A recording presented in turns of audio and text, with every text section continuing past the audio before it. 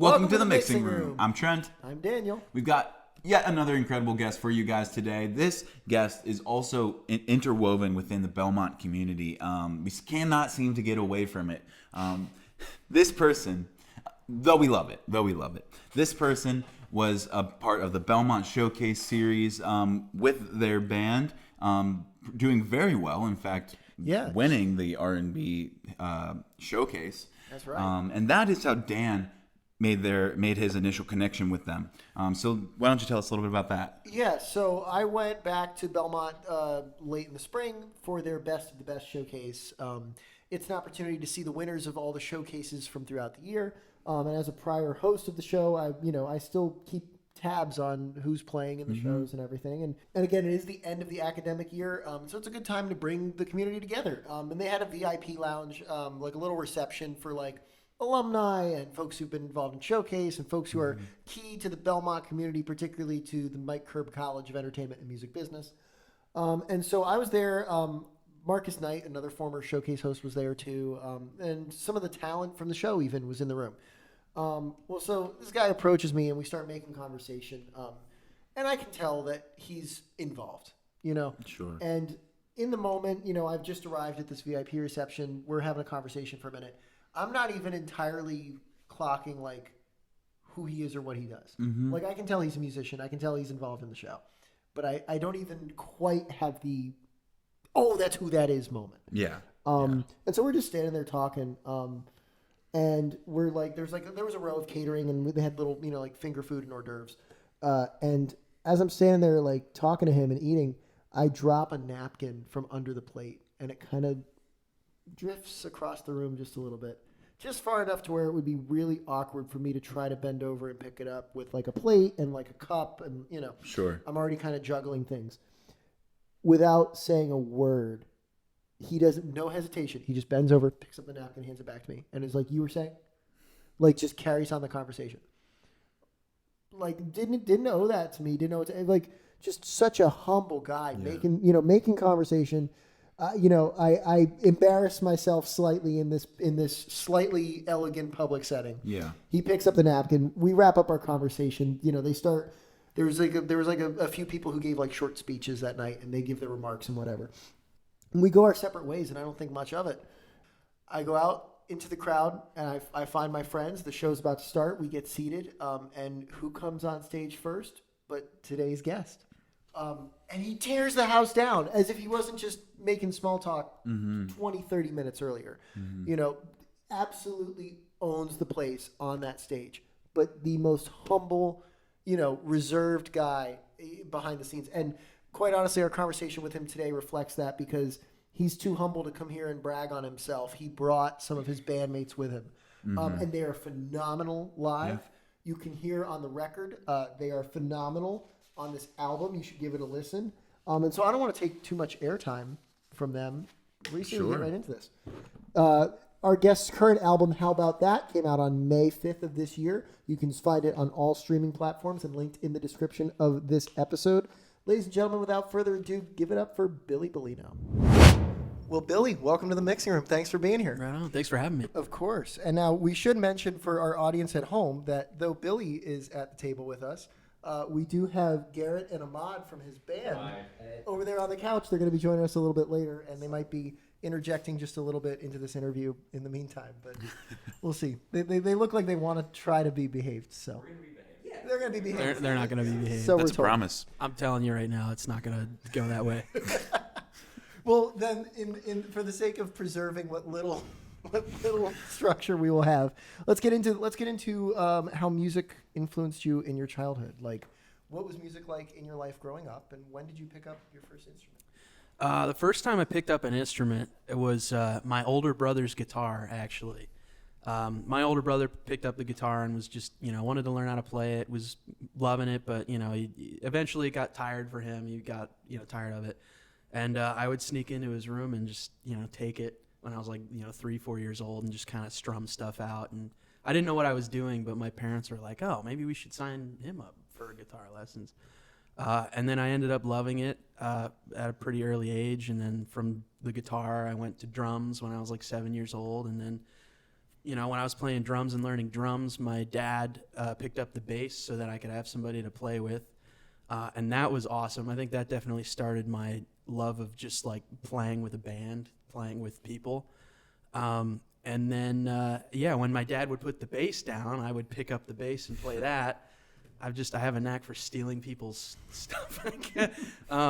And I would, play the bass and learn stuff on the bass. And then, I just kind of would keep that going. And then, I got a looper pedal, and then I would start making my own little like demos on this little looper pedal that I had. And then I got into high school, and then I joined this music school called the Uptown Music Collective, and I was able to perform in some really, really cool shows, and I was even able to learn like piano, and I got to play like organ and like the Fender Rhodes and stuff. They had really, really cool resources there for kids who were just interested in music to just like pick up stuff and try stuff out. And then that totally just I was hooked. So how many instruments are we already at? 4. 4? I play the didgeridoo a little bit. Whoa. I got one of those. You got to be the first didgeridoo player I know. Wow. Yeah, man. That's crikey. Do you think the order that you learned the instruments, how did that affect like the way you understand and interact with music? That's a good question. I don't know. I think learning the guitar first was just kind of, it was what was around. And also, when I was young, I loved like Led Zeppelin and Kiss and all of those like really flashy guitar, rock bands and stuff. So I kind of just always had a love for that, and I still do. And then going into the drums, I learned a lot about like the engine of the band, like what like keeps a song moving. And I think I really just applied what I learned on the drums early on to like every other instrument that I learned. I think the drums is really my like, my focus is I kind of just pick every instrument up like it's a drum kit. Yeah. And I just kind of think like, how do I groove with this instrument? I'm not really like the flashiest, craziest like solo guy on an instrument. You might be selling yourself short there. Some may say, I don't know, but the couch has given us looks of like, what the helmet? That's just not true. That's not true. But I don't know. I do think that the drums are definitely where I kind of musically, that's like my home base for me. Okay. Yeah. Cool. And I should backpedal a tiny bit. Where was home for you, like childhood? Danville, Pennsylvania. Danville, Pennsylvania. That's right. Got a Pennsylvania guy over Oh here. yeah, where at? Yeah, I'm from Harrisburg. Right on, man. Yeah. Yeah. I'm like an hour and a half north of you, I think. Yeah. Right on, man. That's pretty cool. Small world. So Kiss, Zeppelin, what other records are playing at home? At home, when I was like really little, the Eagles. I see you rocking this little shirt right there. Yeah, he just went. Oh yeah. Yeah. Yeah, this is from this tour. Yeah, man. Just a couple weeks ago. The like millionth farewell tour. Yeah, that I think this is like the 4th farewell 3 or 4. tour. Yeah. Well, hey, same with Kiss. You mentioned Kiss earlier. Yeah. I saw Kiss twice on their most recent farewell tour. Oh, that's sick. That's cool. Once before the pandemic and once after. They were still saying farewell. Yep. They were still, And they'll never stop. Yeah, no. They claim they've stopped. We'll see. No, they didn't. Have you ever seen the Kiss Walmart video? No. Okay, so this won't make it in the show, but I don't give a shit. Maybe it will. There was a tour. I just saw like a thing about this earlier today. There was a tour where they had like a CD they released through like exclusively at Walmart, and there's videos of Paul Stanley being like, "Our CD at Walmart," and then he's like getting the crowd. He's like, "Walmart, Walmart," like it's just like they put their names and likeness on everything. Oh, totally. But, like, yeah. Yep. Did you see the Kiss Plays Guitar Hero video? No. Oh, dude, it's so funny because they're dog water at it. They're so bad at it. They're like, this isn't how you play an instrument at all. They like the whole That's time. a really good Gene Simmons. That's great. That's exactly who said that. That's pretty funny. He picked up on that. No, there's a scene in one of the Family Guy episodes where they keep referencing Kiss Saves Christmas as if it's like a TV like made for TV Christmas special. Yeah. And Peter's like, I'm gonna miss Kiss Saves Christmas, and they keep cutting away to it, and people kept trying to find it online, and they couldn't find it because it didn't exist, but everyone just assumed it did because it like totally sounds like something they do. Like they're like, way to go, Mrs. Claus, we did it. Like like. That's trippy, man. They'll try to sell anything. Oh, totally. Yeah. Well, to bring it back to kind of, music and your career. I want to keep talking about Kiss Deep cuts. A tour where they had no makeup. Dude, that was a good tour. Wish I was around for that. Me too. Yeah. Anyway. But you're around for this new album. Tell us a little bit about how you got into songwriting when that entered the picture. I did it a little bit in high school. It wasn't anything like notable really, like any of the stuff I've written more recently, but I got Audacity. I don't know if you know what that is. It's just a very cheap entry DAW. Yeah, your digital audio open source one, yeah. And I just, I went from the looper pedal thing to using Audacity and layering, instruments and doing songs that I liked. I would do little covers of it just in my basement. And then I was like, you know what? Why don't I try writing my own song? And then I got to putting lyrics on stuff, and I could pick up on melodies and putting cool melodies on things vocally, but the lyrics were horrible. Lyrics were really bad. But then I started taking the classes at Belmont, and I learned more about how to write stuff that doesn't really suck. And also just I play a lot of blues music, and I've played with some blues artists. Gabe Stillman is the big one. I owe him a lot, but he showed me a lot about how to songwrite, how to be a songwriter, and he turned me on to writing better lyrics. Oh, who's that by? I forget the author at the moment, but he's a Berkeley guy. Classic book. Yeah, oh yeah, it's everybody that's a songwriter knows that book, and that's what they teach at Belmont. They teach out of that book too. Yeah. I just kind of still with the same childish kind of excitement and curiosity, but learning, taking all these new things I learned at Belmont and from my buddy Gabe, I started kind of honing in on the songwriting a little bit more and writing some goofy songs that seem to, people seem to dig them. Mm-hmm. Yeah. If you guys want to look up that book, that's Writing Better Lyrics by Pat Pattison. Pat Pattison. Yeah. What a name. That's a catchy name. I know. I was like, is it Phillipson or? Yeah. Well, let's go back a half of a step to when you decide that you're going to move to Nashville and pursue music out here. This is kind of a through line with a lot of our guests at this point, but I think it's a worthy topic of conversation because I think that decision to move to Nashville takes music from, a glorified hobby to oh, this is something I'm pursuing, right? If I'm moving cities and I'm bringing my guitar, this is my job. This is meant to generate income. Yeah. So what does that choice look like? Is it a choice? Do you just say I'm going to go to college, I guess? What is it? When does it hit? Yeah, it definitely was a definitive, it was okay, I'm doing this now. And, I was kind of wishy-washy about it, beginning of my senior year of high school. I was kind of in denial of it, I guess, a little bit. And thinking oh, well, maybe I can stay in the area. Maybe I don't need Nashville. I don't need to do that. But then, I went and toured Belmont, and also throughout middle school and high school, I we made a couple visits to Nashville, and I loved it here. And so, yeah, eventually we toured Belmont and we hung out in Nashville a little bit more. I was like, okay, I need to come here. This is what I need to do. And then from then on, we made some more trips to Nashville, and, I did the Belmont orientation week and stuff. I was terrified, I think, as any incoming freshman is, or just anybody that, has to pick up from one place and move to another. It's a scary thing. But I just kept doing it, and my parents were just give it another week. You'll be fine. It'll work out. And they were right, man. It really, it latched on, and I met my people, and I, started getting some cool gigs, and it was the right decision. Aw. The bandmates on the couch really loved that one. Proud of you. Yeah, good job. Don't choke on many guys. So, who were some of the first musicians you met that you kind of mentioned a little bit there?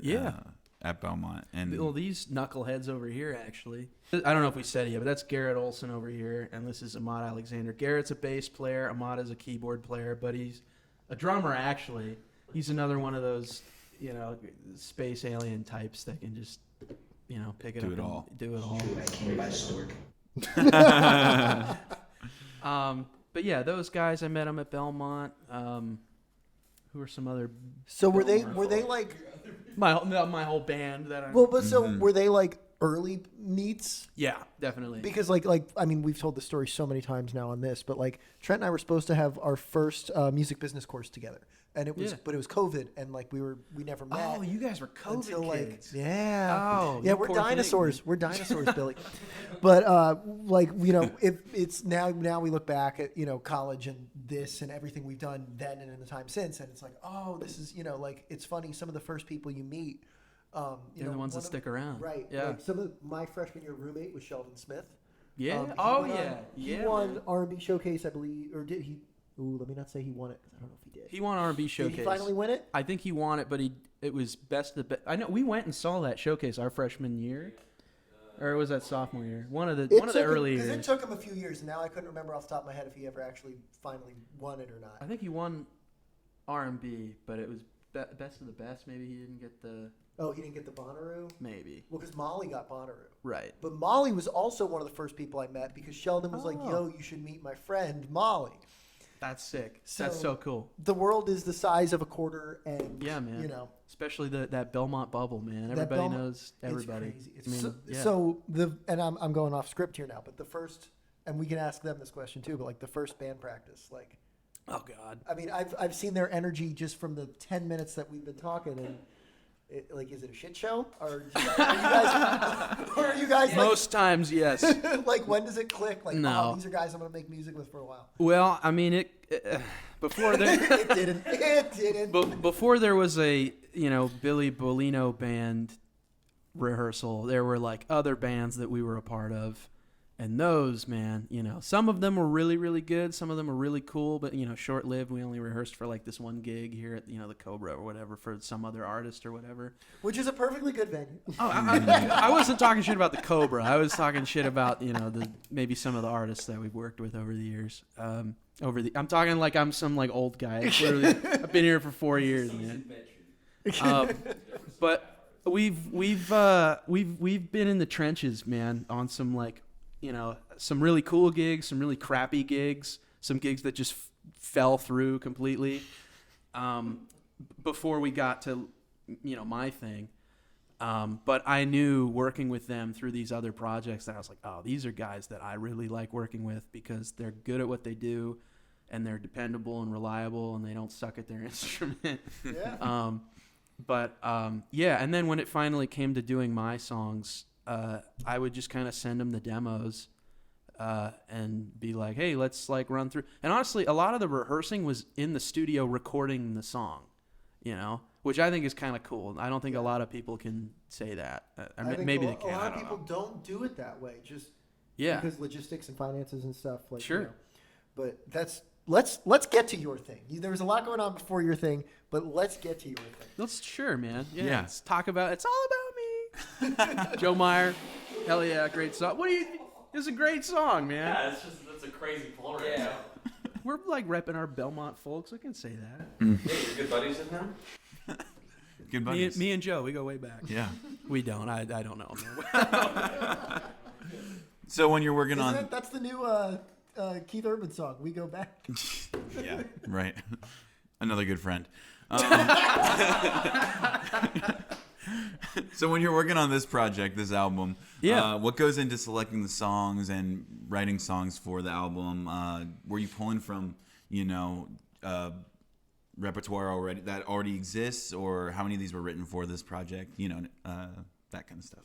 I think it was kind of a mix of both. Some of them I had already written, and then I was like, oh, these would go great on this like record thing. Mm-hmm. And then some of them, a lot of them were written for like my Belmont classes. Mm-hmm.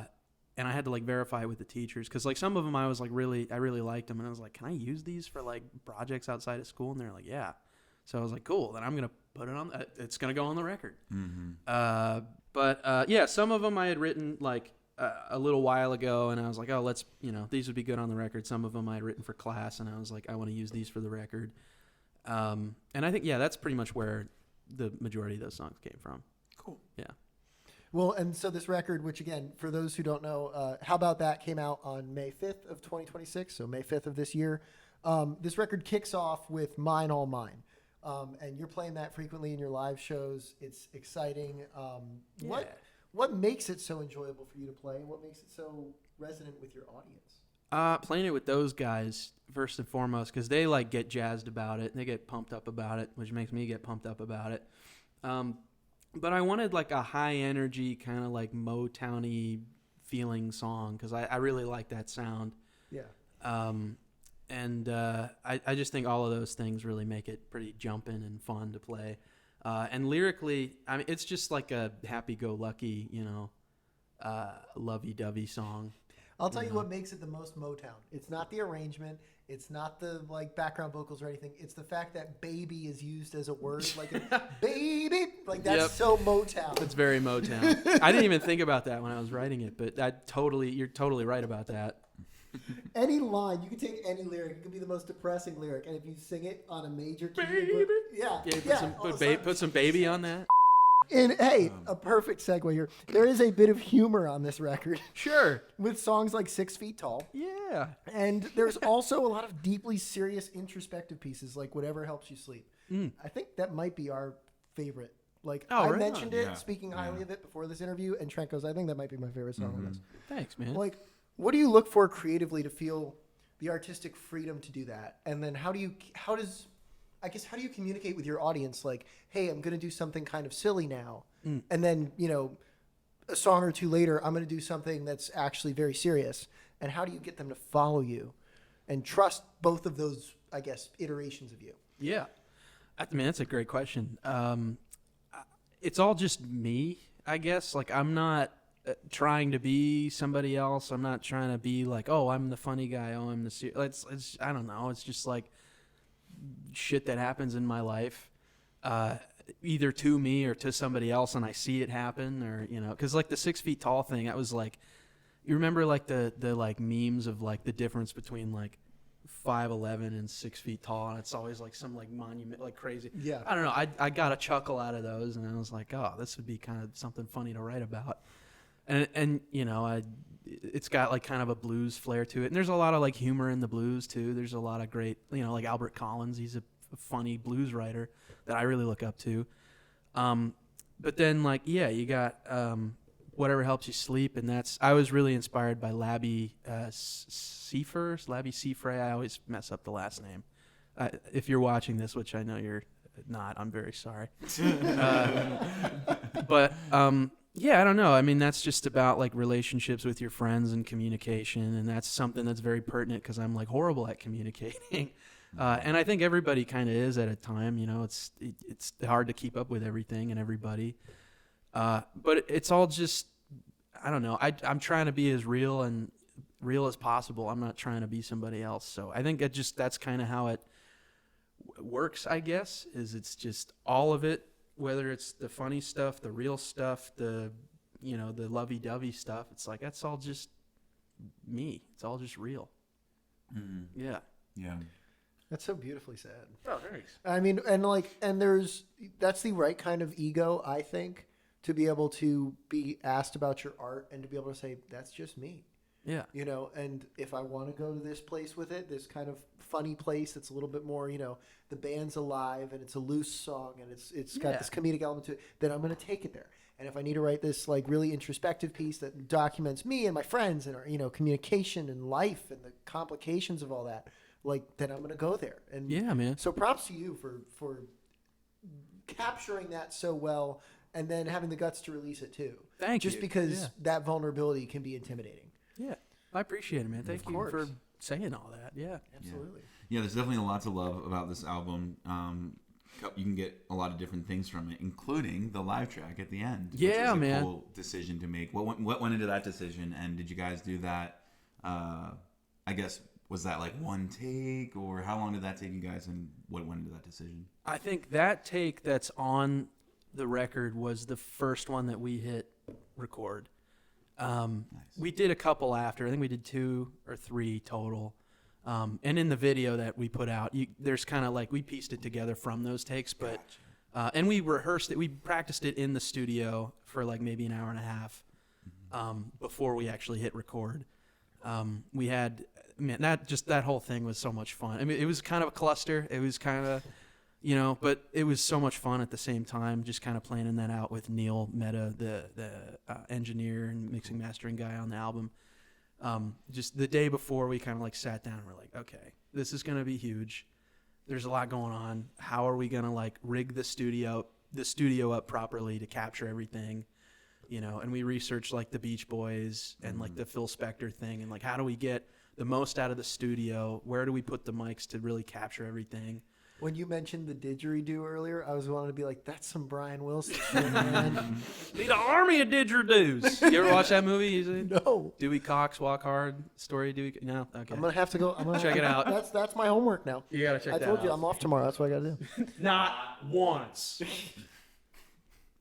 You get it.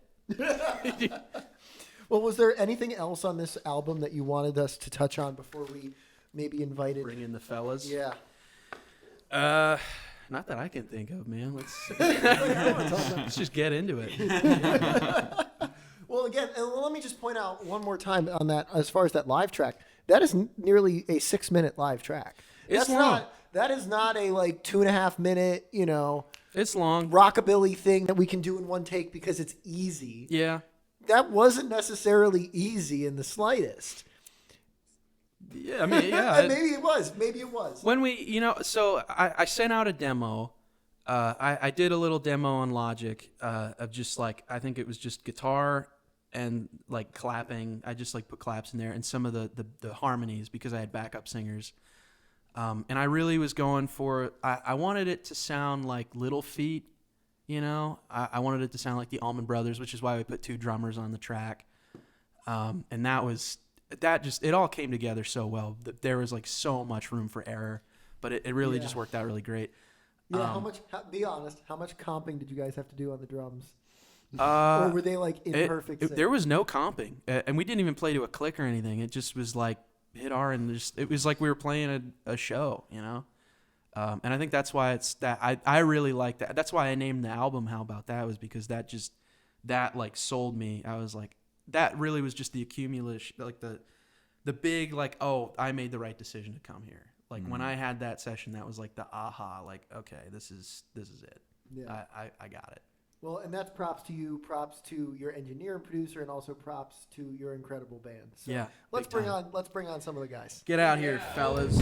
Okay, so we are now joined by Garett Olson and Ahmad Alexander from Billy's band. I guess the Billy Bellino band. Sure. Yeah, I like that. Fellas, how do we feel about not having a band name? It's all right. I mean, It's he's okay. such an egotistical asshole. Yeah, that, like, he's Say, terrible make sure you person. say. We've all been there. yeah, Billy Bellino. He's such an egotistical He's asshole so that he just egotistical. He helped you can't. fix It's the right in mic. front of me. I could fix it myself, but he just has to be the one. He just has to to. do it every single time. Gosh, terrible. Anyways, no. I mean, I don't have much to say about it. What would you call us if you Yeah, had if like we another had a band band name? name. What would you want us to be? I mean, I think the obvious choice is Billy and the Bellinos, but maybe that's just me. I like being a... Oh, You want to be a Bellino? You know, on second thought. Yeah, never mind. I was waiting for that. I love you, but no.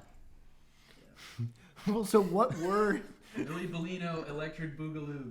Yeah, we could be the Electric Boogaloo. I'm cool with that if you are. I'd rather stick with Bellino at that point. Okay. For the band members, what were your guys' first impressions of Billy? When did you guys know? When did you guys click as friends and as musicians? Garett, you go first. Well, the 3 of us, we all met at orientation Yeah. right before we came to Belmont. That's true. And I forget when the first time that we hung out was, but I know that we went to my dorm and we jammed with some not so great other musicians. We look forward to your letters, not so great other musicians. Yeah. No, it was fine.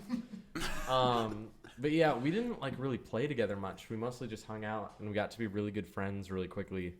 And then we joined a band that didn't work out very well. And I think that's where we really realized that we wanted to start working together, when we realized we both didn't like that band. Sometimes you got to know what doesn't work to know what works. Yeah. You know? Yeah. It was kind of the same case for me. I mean, I remember meeting these guys at orientation.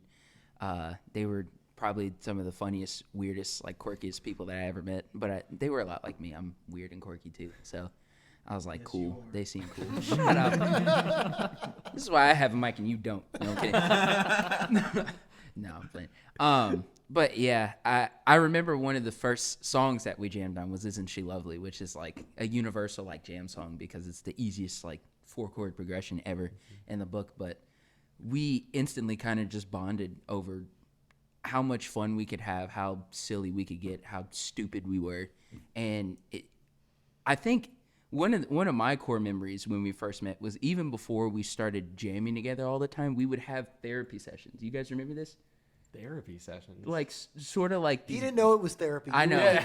It's like They didn't feeding tell the me dog about the it. pill and a piece Well, of so ham. here's the thing. It wasn't like full You're on like, therapy. how are you today? Yeah, no, it wasn't like full on. I wasn't sitting on a couch like this with like a pillow behind me. No, I remember we would just talk about all the difficulties that we had in life for hours, and I just remember us being able to bond so much over that because we found how similar we were even in our shortcomings as well as like all the stuff that we loved.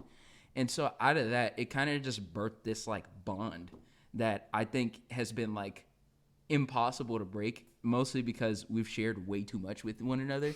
So it's like now if we were to ever like not be friends, it would be a huge problem. Too much dirt. So much blackmail. So much blackmail, all three of us. But yeah. Nobody. Yeah. Oh, he knows things about me. I have no skeletons, personally. Open book. Good way to live, man. That's a beautiful way I'm to live. so glad you think that. Oh, really? The mixing room divorce will be a mess. Okay, so tell us a little bit about what the album was like from your guys' perspective, recording process, how you guys got involved creatively and stuff. I mean, I lived with him for about 3 years, so one of the coolest parts about living with him is he'd come out of his room and be like, "Can I show you a song real quick? Can I play this for you?"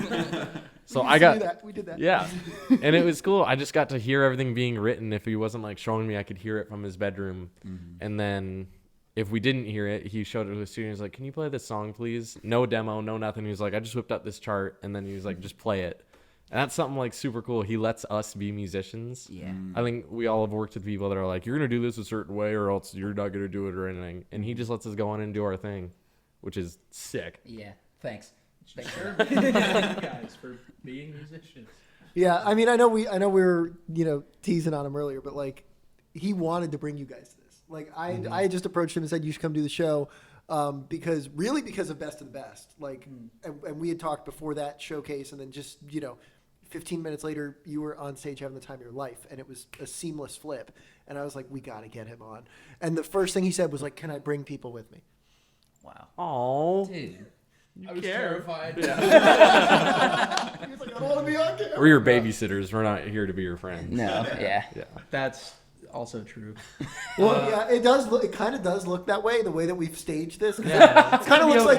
You're gonna be all right. Yeah. Mom and dad. No, you guys are like his security guards or like his secret service. Yeah. or something. Yeah. Also, he's like in white, and you're like both like wearing black, so you kind of look like security guards. Yeah. and That's he's, true. Like, We the could beat person. someone up for sure. Yeah. You Yeah. can tell we You work can out. tell. Like You if he can has tell. if he has trouble like getting to the car Yeah. or something. Yeah. But to what you're saying, that was how I kind of approached the whole record too. Is like I just wanted to get as many of my friends on it as possible, and that was how I approached Showcase too. Was like I just want as many of my friends up here as I'm allowed to have. The cap was 9 people. I was kind of dumb, but Yeah, you could have easily tripled that. Easily. I said when we were getting ready, when we were coming up here, I was like, I feel like your shows, like I could walk on stage playing the spoons and like no one would Wouldn't even even notice. notice. Nope, there's That's just awesome. one of 15 guys up there, or a triangle. I could play a triangle. I make love to a woman that's 6 feet tall. Boom. Yep. Like, that's doing all. that Yeah, better. just that's a cool. single boom. That's all. Dude, We're that's- not. I'm not getting paid by the click. Like just a single. That's all I'm doing. That's all. I'm Next doing. show, Got we'll him bring on it. the record. dude. Oh yeah, I was uncredited. They didn't tell you guys. No, Oh. he didn't. Billy's not great about that. They ran out of space in the studio, so they hung a mic in the bathroom, and then I just did a single. Dude, that's pretty baller. Wow. But so, talking about your live shows, I know we were kind of joking about it. Let's get into that for a minute. What are your favorite elements of your live performances without necessarily giving too much away to maybe somebody who wants to come see you guys in concert? Favorite elements of our live shows. I love how interactive we are with each other. And obviously a lot of that is birthed out of the fact that we're all friends. But I think for me specifically, they know this because they've been playing with me ever since. Billy's the first act that I've ever played with, like in a band setting, period, whatsoever. But for me, it's very hard for me to be, I guess, myself in front of lots of people at once. But with them, I love that we're just all ourselves. Like, we don't have to sort of change who we are off the stage. We're sort of just the same people. And I feel like it translates into how people in the crowd interact with us, because it makes it all more an experience. It's really fun. It's just really fun. Mm-hmm. Well, and like I told you this a couple months ago, his ability to bring people together is like, I would say even surpasses his musicianship. It's insane. Like, so many of our great friends are in his band now. I mean, the whole like big band thing, that wasn't until like 2 shows ago we started doing that. Yeah. It's usually just like the 5 of us, but now we got like a saxophone and what else we have? BGBs. We got Another percussion. keyboard player. We got another keyboard player. Yeah. And just how quickly it's grown and how much fun it is. Like the group of people that he's able to bring together, it's just so much fun to play with. Yeah. It's so cool. It seems like you guys are really hitting your stride with your live set and as a live band. Is there anything you guys would change about the live set, or I don't know? Better songs, cooler artists. Yeah. Well, I assume Frontman kinda that sucks. ultimately Billy probably gets the final say in things. Not that he seems like that controlling of a person, but like, I don't know. I rule with an iron fist. It's pretty terrifying. Is there anything like in your show or on the record that you would change? You know, like oh, I wish I'd played this different, or oh, I wish Billy would shut the fuck up about this. All the time. Oh.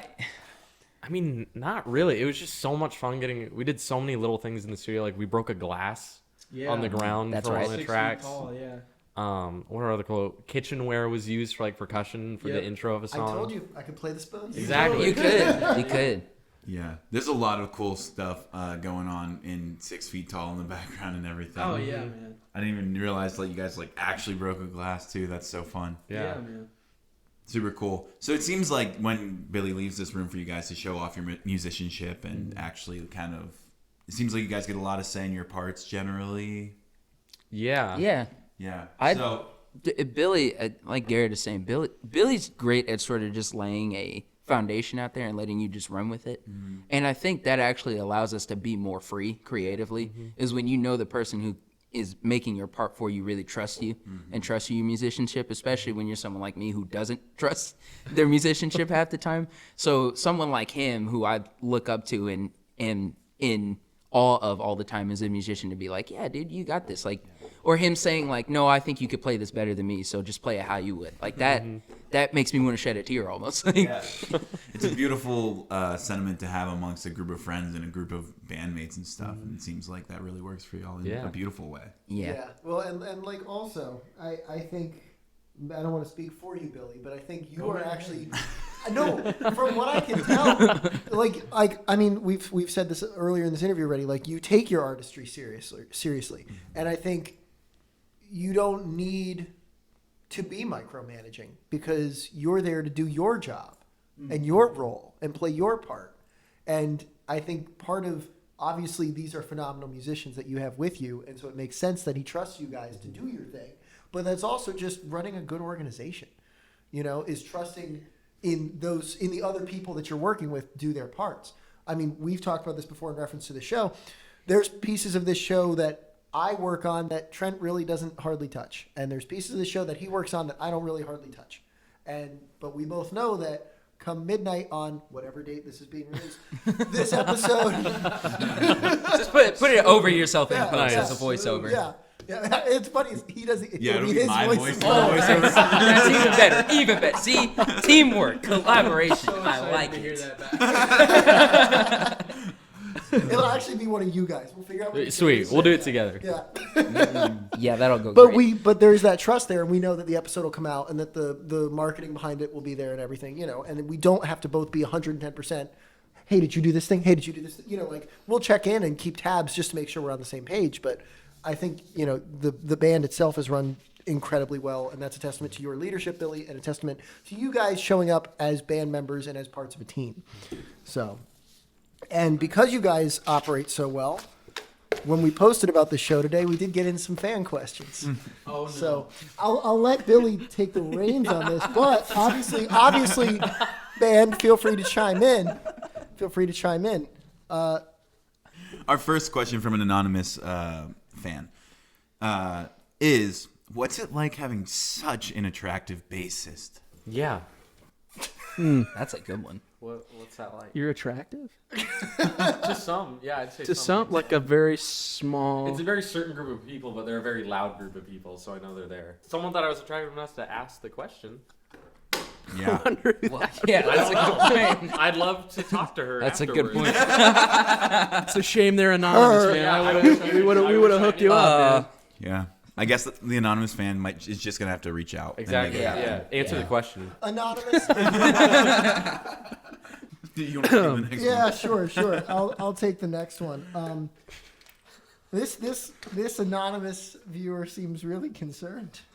Their question was, are the musicians on this project getting paid? Yeah, that's a wonderful question. I wonder who would ask that. Hell no. Do you want the long answer or the short answer? I want. It doesn't matter. They're both no. What? Kindness What? of our hearts. That's right. Our last anonymous I really fan. appreciate it. This one is almost a slightly real question. Almost a slightly real question. Our last anonymous fan says, I've heard Billy's family friends with the mayor. How has this shaped his time in Nashville? No way, dude. So we know who asked that one. Yeah. It wasn't you? Not that time. It's your side. What? Yeah, me and the mayor were like this. I have his number in my What's the phone. mayor's name again? It's just Jonathan. Yeah. Yeah. Look up that into. Yeah. It Well, will Yeah. also be Trent. He's great. We're good. Mayor McCheese. Oh man, these are some great fan questions, man. Yeah, Right. highest It's a quality shame fan that was questions all of today. them. I know.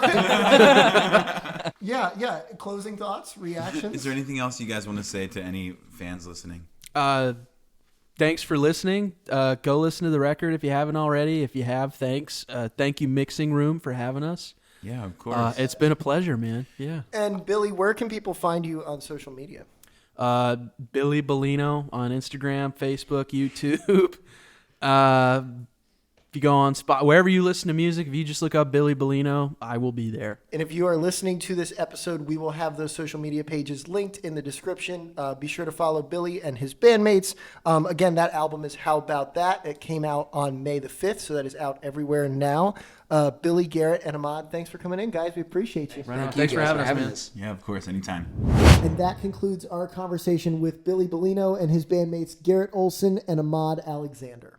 Yeah, if you guys like what you heard today, you already know what we're going to say. We want you guys to follow on social media to stay up with the latest Mixing Room news. Go ahead and follow us on Instagram, Facebook, TikTok, at Mixing Room Podcast. And you can email us if you have questions, if you want to be on the show, if you know somebody who wants to be on the show. If you have ideas for the show, you can find us mixingroompod@gmail.com. That's mixingroompod@gmail.com. And hey, if you're watching us right now, you know what that means. You have the ability to like, comment, subscribe, leave a review. Whether you're on Spotify or YouTube, go ahead and take that link and send it to 5 friends right now.